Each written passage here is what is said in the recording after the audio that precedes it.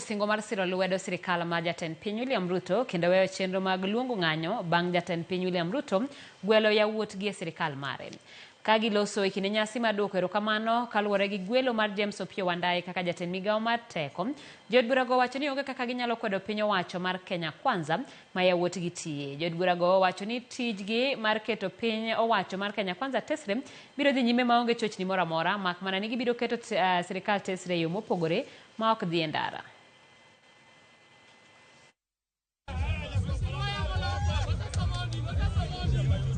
We see today, nitie peace kose onge. The actual purpose why we joined politics. The security.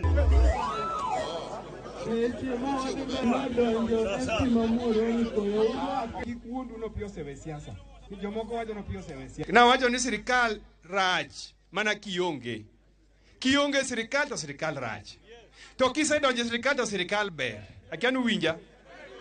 Jadi moyie koda. Sama sirikal ng'ati onge, magi wacho gima giloso kanyo kia.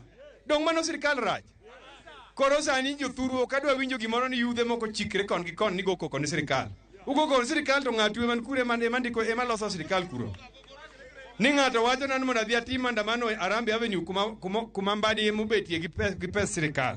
Mano wi ber kose wi rach. Omiyo ji adi moyie ni sama jowa ni sirikal bet ng'ani badi malo.